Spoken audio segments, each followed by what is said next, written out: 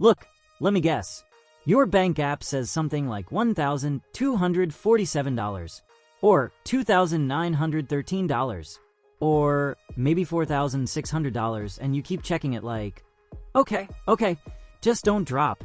And every time your car makes a weird noise, or your phone battery starts acting funny, or your boss sends a vague email like, hey, can we talk later? Your stomach tightens, because you're not broke, but you're not safe either. And here's the thing. People love to talk about $50,000, $100,000 net worth milestones, investment portfolios, but nobody talks about the number that actually changes your life first. Not emotionally, not psychologically, not behaviorally. That number is $5,000. And here's what most people don't realize. Your first $5,000 in savings rewires your brain more than your first $50,000 ever will. Not because it's a lot of money, but because of what it unlocks. Let me show you why. Most people think money works linearly. They think, if $5,000 feels good, then $50,000 must feel 10 times better. But that's not how the human brain works. The relationship between money and peace of mind is not linear. It's front-loaded. The first dollars you save do more psychological heavy lifting than the later ones ever will. And the data backs this up. According to the Federal Reserve, nearly 37% of Americans can't cover a $400 emergency without borrowing or selling something. Let that sink in. Not $4,000, not $40,000, $400. That means the majority of people are operating in a constant low-level stress state, even if they don't realize it. And when you're in that state, your brain does weird things. It becomes short-term focused. It avoids risk. It prioritizes relief over progress, which is exactly why people stay stuck. Here's the thing. Your first $5,000 is not about wealth. It's about margin. Margin means you can make one mistake without everything collapsing. You can absorb a hit without panic. You can pause instead of react. And psychologically, that's massive. Behavioral economists call this scarcity mindset. When resources are low, your brain literally narrows its field of vision. You don't plan. You don't optimize. You survive. So, when you go from $800, $5,000, you're not just adding money. You're exiting survival mode. Let's make this concrete. Imagine two people. Person A, $1,200 in savings. Monthly expenses, $3,000. One car repair equals credit card. One missed paycheck equals crisis. Person B, $5,000 in savings. Same income, same expenses. Mathematically, Person B only has $3,800 more. But psychologically, Person B sleeps better, negotiates harder, takes fewer bad deals, doesn't panic buy insurance or subscriptions, just in case. That confidence compounds. Now, fast forward. You hit $50,000. Objectively impressive, statistically elite, but emotionally, it doesn't create the same leap.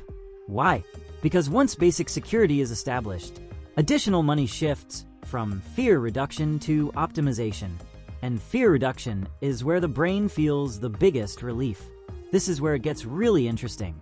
When you're financially fragile, your brain is flooded with cortisol, the stress hormone. Cortisol reduces long-term planning, increases impulsive behavior, makes losses feel more painful than gains feel good. Once you cross a basic safety threshold, usually somewhere between $3,000 and $7,000, cortisol drops, and suddenly you can delay gratification. You can think in years instead of weeks. You can invest without obsessively checking balances. That's not discipline. That's chemistry. Now, you might be thinking, okay, but $5,000 isn't even that much money anymore. And you're right, it's not. But that's exactly why it matters. Because if $5,000 feels impossible, the problem isn't income. It's system design. Saving your first $5,000 forces you to learn expense awareness, delay, trade-offs, emotional regulation. These skills don't scale linearly with income. They form early or not at all. That's why people who never build a small buffer often blow through raises, bonuses, and windfalls. Money amplifies habits. It doesn't fix them. Think of money like oxygen. The difference between 0% oxygen and 20% oxygen is life-changing. The difference between 20% and 40%, not nearly as dramatic. Your first $5,000 is oxygen. Here's something most people don't realize. The first financial buffer doesn't just affect spending. It affects career leverage. When you have no savings, you tolerate bad bosses.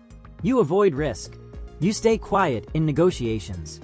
With $5,000, you're not fearless, but you're not trapped. And freedom from desperation is power.